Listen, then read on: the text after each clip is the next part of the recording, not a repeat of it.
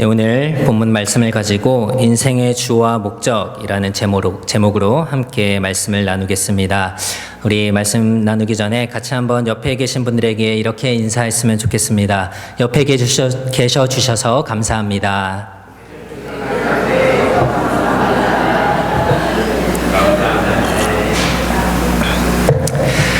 네, 우리가 오늘도 당연한 듯 보이지만 오늘 옆에서 함께 예배할 수 있다는 것만으로도 참 감사한 일인 것 같습니다. 그러나 우리가 여기서 한 발 더 나아가서 그냥 옆에 앉아있는 것만으로 만족하지 않고 하나님께 온전히 예배하는 우리 모든 성도들이 될 수 있기를 간절히 소원합니다. 요즘 저에게는 여러 가지 좀 기도의 제목들이 있는데 그 중에서 가장 크게 좀 다가오고 또 압박을 받는 것이 바로 영어 공부입니다. 이런 말씀을 드려서 죄송하지만 제가 영어를 손 놓은 지 한참이 지나서 다시 하려니까 이게 참 쉽지 않더라고요.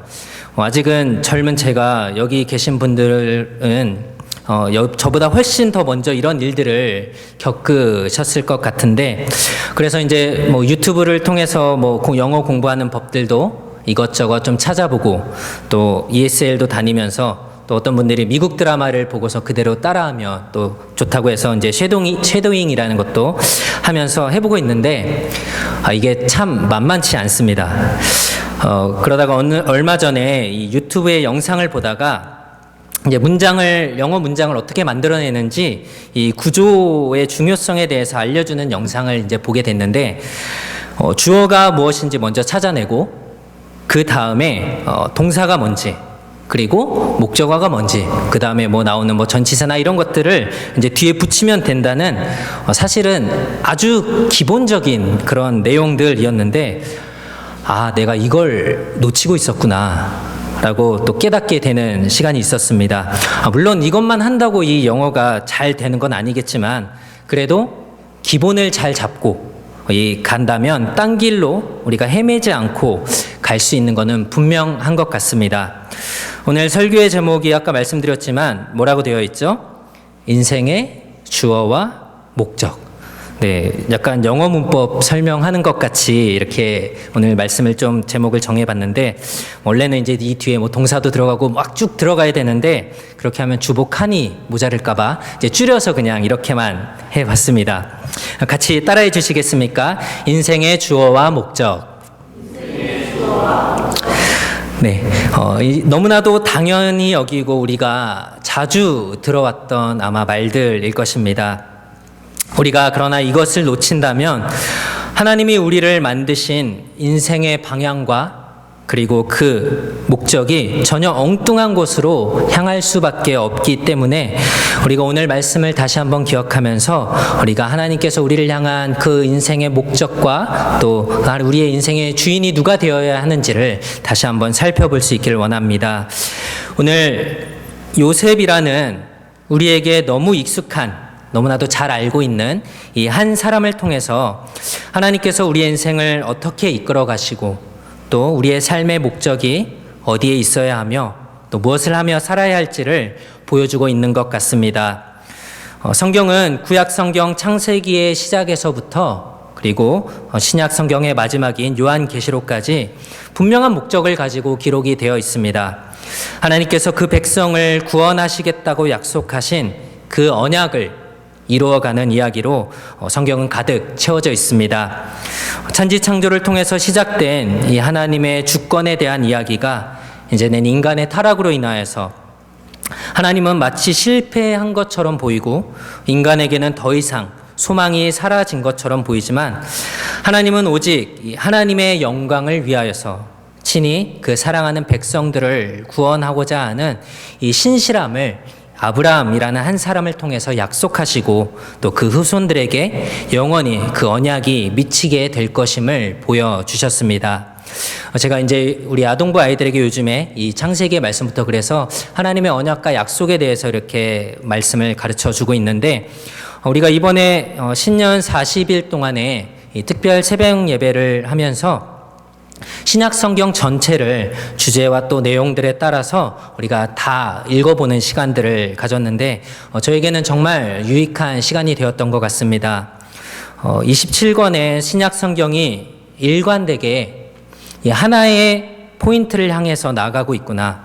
바로 예수님이 이 땅에 오셔서 하나님의 언약을 성취하시고 또 우리를 죄에서 구원하시고 또 장차 다시 오셔서 영원한 하나님의 나라를 이루시겠구나. 이것들을 신약 성경 전체를 읽으면서 다시 한번 또 깨달을 수 있었습니다. 마찬가지로 구약 성경 39권의 이 성경의 모든 내용이 이스라엘이라는 한 백성을 선택하셔서 하나님의 언약 백성의 샘플을 보여주는 중요한 내용들을 담고 있다라는 것을 우리가 잘 알고 있죠.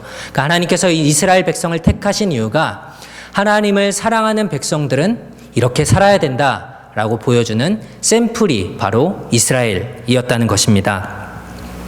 그렇다면 우리가 오늘 읽은 이 요셉의 이야기, 또 구약 성경의 한 가운데 그것도 처음 시작의 책인 창세기에 자리 잡고 있는데 이 요셉의 이야기가 단지 한 사람의 꿈을 꾸어서 이렇게 저렇게 되었다라는 꿈 이야기로만 우리가 볼 것이 아니라 하나님이 함께 하시는 택하신 한 사람을 통해서 하나님의 주권과 그리고 그 자비가 어떻게 이루어지는지 하나님의 백성을 구원하시는데 하나님께서 주도적인 역할을 하시는 이 섭리에 대한 연속선상에 있는 이야기라는 것을 우리가 기억하면서 오늘 말씀을 함께 나누었으면 좋겠습니다. 아마 여러분들은 이 요셉의 이야기를 아마 대부분 이렇게 많이 들어오셨을 것 같습니다. 하나님의 사람은 요셉처럼 꿈을 가져야 된다. 많이 들어보셨던 얘기죠. 비전의 사람 요셉. 이런 얘기들을 아마 우리가 많이 했었던 것 같습니다. 요셉이 처음 이제 성경에 등장해서 이제 나오는 구주된 이야기가 나오는 게 창세기 37장에서부터 시작이 되는데 그러면 성경이 보여주고 있는 이 요셉은 어떤 사람이었을까요? 어릴 때부터 착한 성품을 가지고 그리고 꿈과 비전을 이룰 만한 그런 좋은 조건의 요즘 말로 하자면 엄친아 같은 그런 아이였을까요? 성경을 가만히 살펴보면 사실 그런 것 같지 않습니다. 오히려 성경은 이 요셉이라는 사람을 이렇게 말하고 있는 것 같습니다. 요셉을 어떻게 좀 표현을 할 수 있을까요? 복잡한 가정사와 꼬인 족보 사이에서 형들에게 미움을 받을 만한 꿈 이야기를 2번씩이나 떠벌린 아이. 조금 생소하시죠? 왜 그렇게 좀 제가 말을 하려고 하는지 함께 좀 살펴봅시다. 요셉은 우리가 잘 아는 것처럼 야곱의 12아들 중에서 11번째 아들이었습니다. 우리 PPT를 한번 좀 보여주시면요. 11번째 아들이라는 것은 그 위로 형이 10명이나 있다는 얘기겠죠. 그런데 이 10명의 형의 이 출생의 배경들을 보면은 이렇습니다. 원래 이 요셉의 어머니는 라헬입니다. 라헬이 야곱과 라헬이 결혼을 했는데 아이를 낳지 못하자 이 언니인 레아가 이 야곱과 동침을 하면서 아이를 낳았는데 그 4명이 바로 르우벤, 시므온, 레위, 유다. 이게 첫 번째, 그러니까 요셉의 어머니가 아닌 언니, 라헬의 언니인 레아로부터 낳은 이 자녀가 먼저 4명이 나왔습니다. 그러자 라헬이 자기도 아기를 낳고 싶은 마음에 자기는 아이를 못 낳으니까 자기의 여종인 이 빌하를 통하여서 야곱과 동침하게 했고 그래서 낳은 아들이 2명 단과 납달리였습니다. 여기에 이제 또 레아가 시기를 해서 내가 또 아이를 더 낳아야 되겠다, 아들을 더 낳아야 되겠다라고 해서 자기의 여종인 실바를 통하여서 2명의 아들을 더 낳았는데 그게 바로 갓과 아셀이었습니다. 그리고 레아가 내가 더 아이를 낳아야겠다라고 해서 야곱과 동침해서 낳았던 아이가 이사갈과 스불론. 그러니까 요셉의 위에 형들이 10명이 이런 배경을 가지고 있는 약간 어떻게 보면 누가 더 아이를 많이 낳나 약간 경쟁하듯이 이런 약간은 좀 복잡한 관계 속에서 이 형들이 태어났던 것입니다.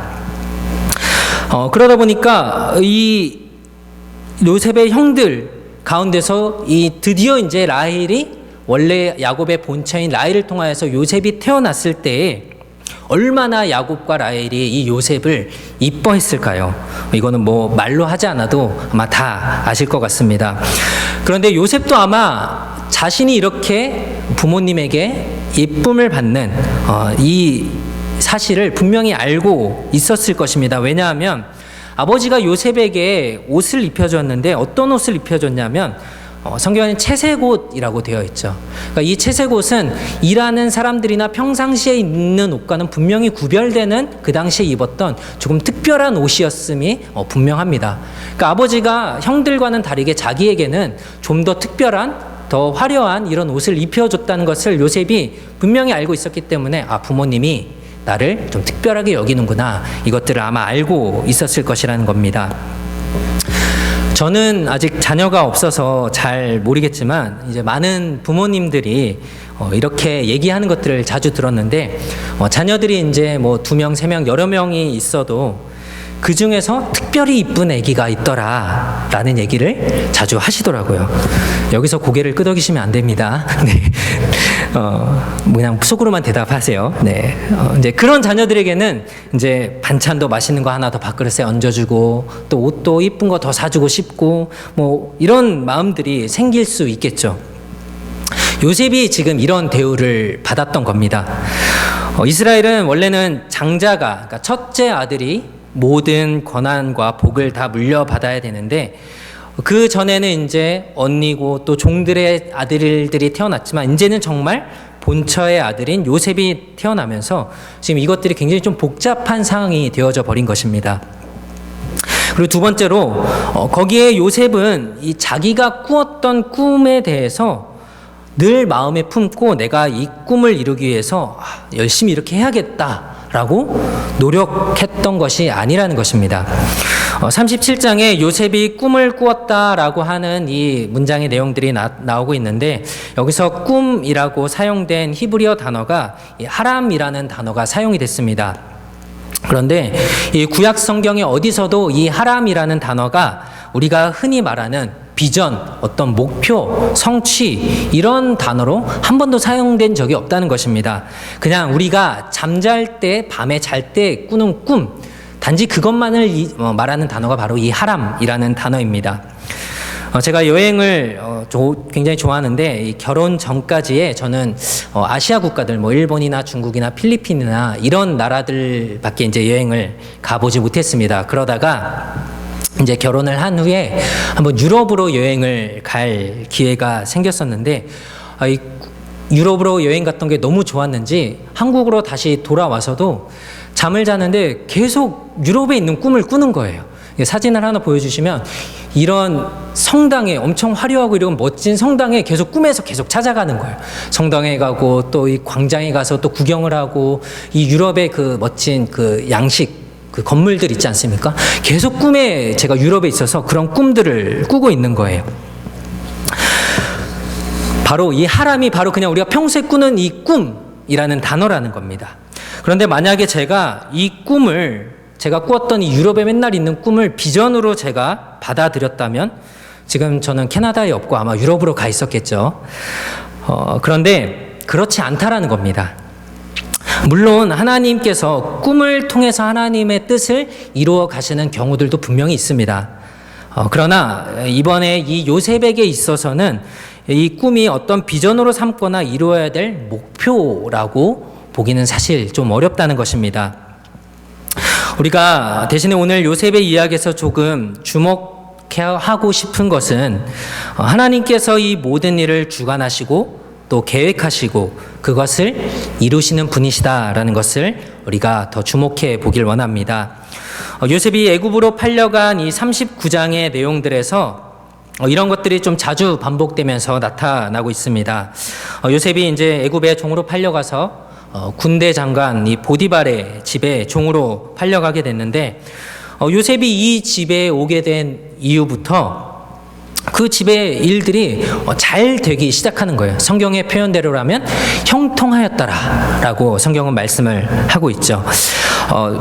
39장에 보면은 이 말씀이 여러 번 반복해서 나타나는데, 39장 1절, 2절 말씀을, 2절, 3절 먼저 말씀을 보니까 여호와께서 요셉과 함께 하심으로 라고 이렇게 말씀을 하고 있습니다. 그리고 3절에서도 보면은 동일하게 지금 여호와께서 요셉과 함께 하신다라는 이 말들이 계속 반복이 되고 있습니다. 그래서 요셉 가운데 여호와께서 함께 하시니까 지금 이 집에 있는 모든 것들이 다 형통하게 되었다. 사실은 요셉 때문이 아니라 요셉과 함께 하시는 누구 때문에요? 여호와 하나님이 함께 하시니까 형통하게 되었다라고 말을 하고 있고, 21절과 23절 말씀에도 보면은 심지어 요셉이 이제 보디발의 아내가 이제 요셉을 유혹할 때 뿌리치고 갔다가 이제 요셉이 억울하게 누명을 쓰고 감옥에 이제 갇히게 되지 않습니까? 근데 감옥에 들어갔을 때에도 똑같이 이렇게 말씀을 하고 있습니다. 39장 21절과 23절의 말씀을 보면은 이렇게 말씀을 하고 있죠. 여호와께서 요셉과 함께 하시고, 21절에 이렇게 말씀을 하고 23절에도 여호와께서 요셉과 함께 하심이라. 그래서 여호와께서 그를 범사에 형통하게 하셨더라라고 성경은 말씀을 하고 있습니다. 요셉이 아버지의 사랑을 독차지하고 또 그로 인하여서 또 꿈 이야기 때문에 결국은 이 형들의 미움을 사서 이집트로 종으로 팔려가게 되었지만, 그러나 그곳에서 하나님이 요셉과 함께 하셨기 때문에 그곳이 군대 장관의 집에 종으로 있든지 혹은 감옥 안에 갇혀 있든지 그는 형통한 자가 될 수 있었다는 사실입니다.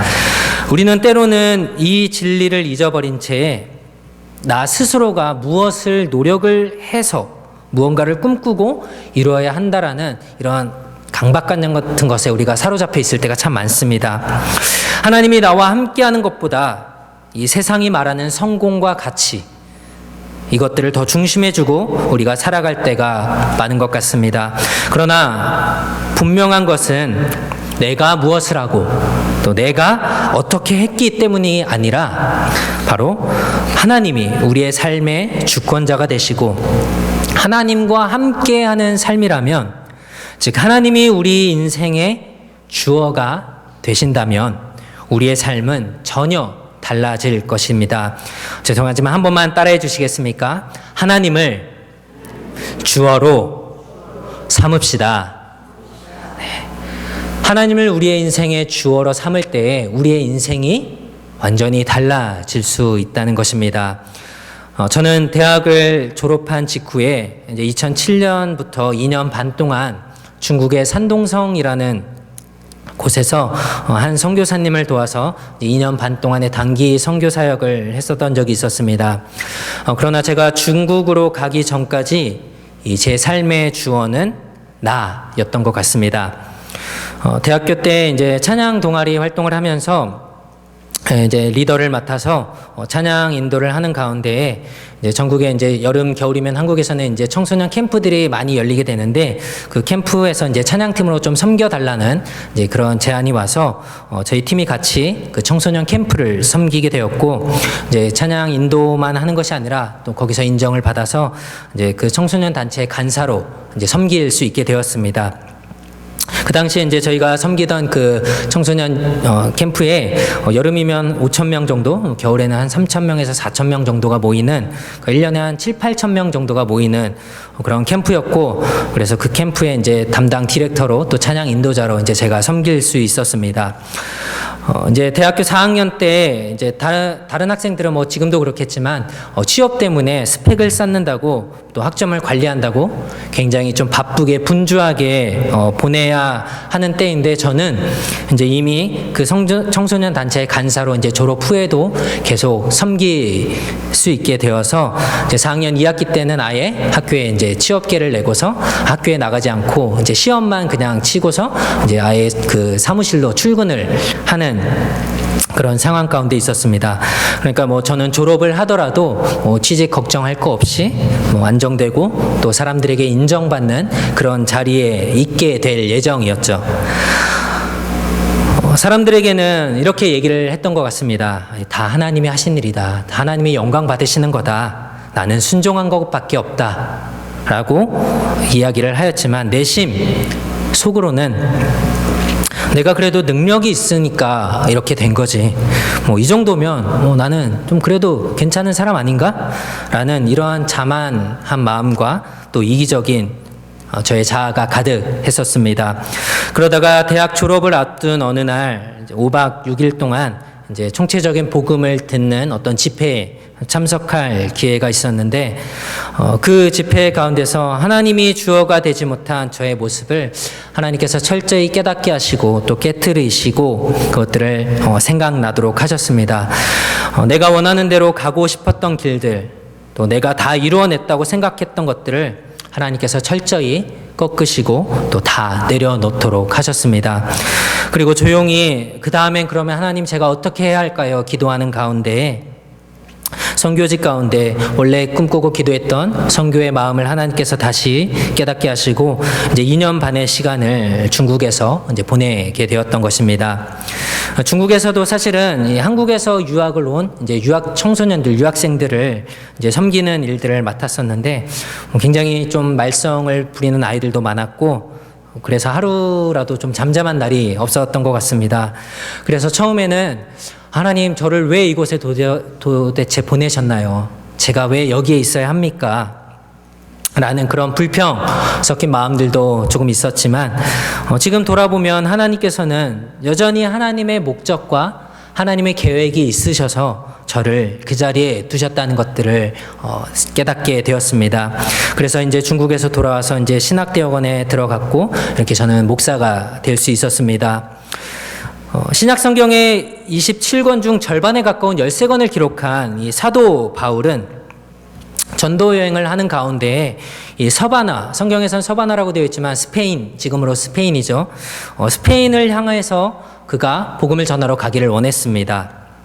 왜냐하면 그 당시에는 지금 우리는 지구가 둥글다는 것을 뭐 당연하게 여기지만 그 당시에는 지구가 둥근 것이 아니라 이렇게 네모로 각이 졌다라고 생각을 했습니다. 그래서 저 바다 끝으로 가면은 이제 더 멀리 나아갈 수 있는 것이 아니라 낭떠러지가 되어서 이제 세상이 끝난다라고 생각을 했습니다. 그래서 이 세상의 끝이라는 개념이 그 당시에는 스페인 서바나가 세상의 끝이기 때문에 사도 바울은 내가 이제 세상의 마지막 끝까지 가서 복음을 전하겠다라는 마음을 가지고 서바나로 가고 싶은 마음을 품고 있었던 것입니다. 당연히 겉으로 보기에는 하나님의 복음을 전하기 위해서 세상 끝까지 바울이 나가겠다라고 하는 이 너무나도 당연한 목표, 전혀 문제가 없어 보이는데 하나님은 다른 곳에서도 이 복음을 전하기를 원하셨기 때문에 그 길을 막으시고 마게도니아의 환상을 보여주시면서 마게도니아로 건너와서 나를 도우라고 하는 그 환상을 보고 사도 바울이 서바나로 가지 못하고 마게도니아로 가게 된 것을 우리가 성경을 통해서 볼 수 있습니다. 오늘 요셉도 마찬가지였습니다. 요셉이 자신이 스스로 자진해서 내가 형님들과 아버지의 사랑을 독차지한 내가 애굽으로 가서 내가 그 땅에서 뭔가 큰 일을 이루어 보겠습니다 라고 해서 요셉이 그 땅으로 간 것이 아니었습니다. 요셉이 하나님께 나를 애굽으로 보내주시옵소서 이렇게 해서 간 것이 아니었습니다. 오히려 아빠가 이제 요셉에게 심부름을 시켰죠. 형들을 좀 찾아와라. 그리고 갔더니 형들을 찾았는데 형들이 요셉의 옷을 벗기고 구덩이를 파서 거기에다 쳐 박아놓고 나중에는 그 애굽 사람들의 손에 이제 종으로 팔아 넘기는 일들을 요셉이 당했는데 전혀 자신이 원했던 일들이 아니었습니다. 요셉이 원해서 그렇게 애굽으로 간 것이 아니라 피치 못할 사정으로 형들에 의해서 이 애굽으로 끌려가게 되었던 거죠. 그렇지만 하나님께서 요셉을 통해서 하시려는 일들이 있으셨기 때문에 애굽 땅 가운데에 두셨고 또 종으로 삼으셨고 감옥에까지 갇히게 하셨던 것입니다. 하나님의 계획이 얼마나 놀랍냐면 이 이야기는 이제 성경에 기록된 이야기는 아니지만 고대 역사를 연구하는 사람들에게서 당연하게 여겨지는 사실인 이야기들인데요. 이집트를 다스렸던 여러 왕조들이 있었습니다. 그러니까 이집트를 한 왕조가 다스린 것이 아니라 여러 왕조들이 다스려서 그래서 시대를 좀 나눠서 이집트 왕조들을 구분을 하기도 하는데 이 요셉이 애굽에 있을 당시에 이 이집트를 다스렸던 왕족이 힉소스라는 가문이 이집트를 다스렸다라고 역사학자들이 대부분 동의를 하고 있습니다. 그런데 이 힉소스라는 민족이 어디 출신이냐면 바로 요셉과 같은 민족인 셈족 사람들이었습니다. 그러니까 약간 아시아계에 가까운 사람들이었던 것입니다. 그래서 이제 이 역사의 기록들에서도 보면은 힉소스 시대에 이 아시아계 출신의 이 고위 관리들이 좀 있었다, 여럿 있었다라는 기록들을 발견을 할 수 있는데, 그래서 요셉이 이제 종으로 팔려오고 감옥에 갇혔던 죄수였지만 이 거대한 이집트 왕국의 총리로 세워질 수 있었던 것이 바로 하나님의 이러한 그 왕조들까지도 다스리고 역사하셨던 그 가운데에 요셉이 총리로 설 수 있었다라는 것입니다. 참고로 우리가 출애굽기 1장 8절을 보면은 말씀을 한번 보여주시면 이렇게 기록이 되어 있죠. 요셉을 알지 못하는 새 왕이 일어났다라고 성경이 표현을 하고 있죠. 이게 일반적으로 이제 힉소스 왕족이 그 통치가 끝나고 이제 또 다른 바로 왕 파라오가 다스리게 되었던 것들을 성경이 지금 이렇게 요셉을 알지 못하는 왕족이 이제 일어났다라고 성경이 말씀을 하고 있는 것입니다. 이처럼 하나님께서 요셉을 통해서 하나님의 일들을 진행해 가셨고 이제 마침내 형들을 만나게 되었습니다. 그런데 우리가 우리의 상식으로는, 우리의 상식선에서는 나를 애굽의 종으로 팔아넘긴 이 형들을, 원수와 같은 이 형들을 다시 우연히 만났다. 그러면 우리가 흔히 생각하는 그 다음의 스토리는 어떻게 돼야겠죠? 우리가 이제 약간 그 막장 드라마를 보면은 이런 내용들이 많이 나오잖아요.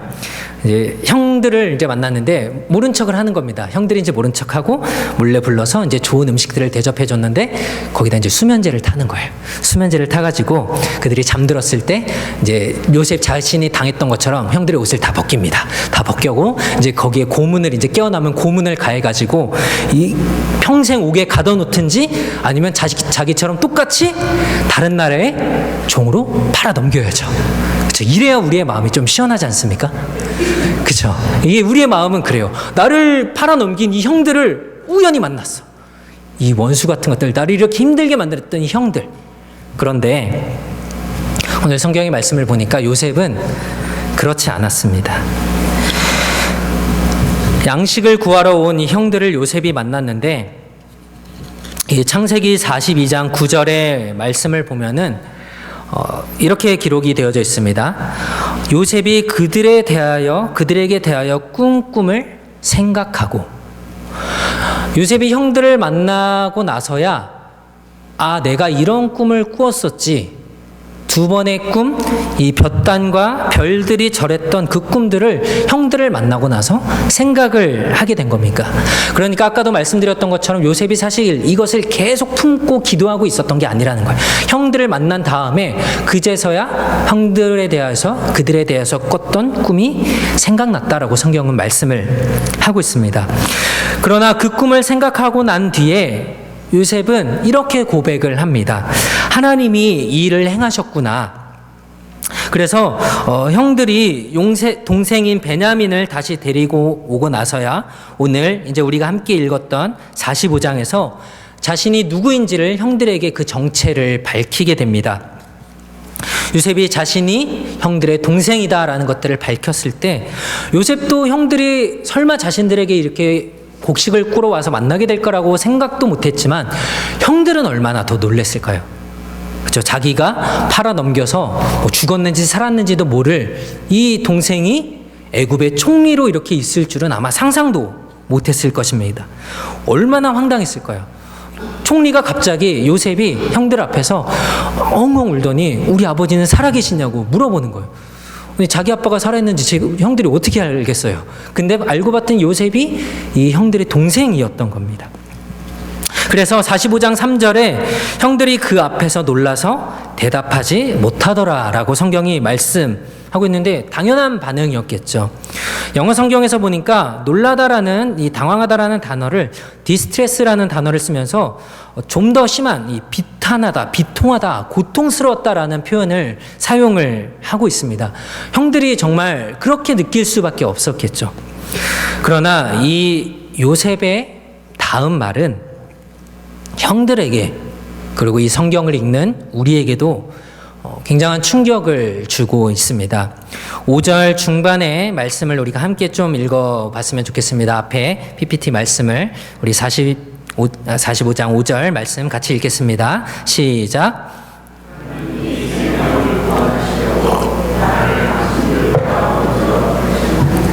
아멘.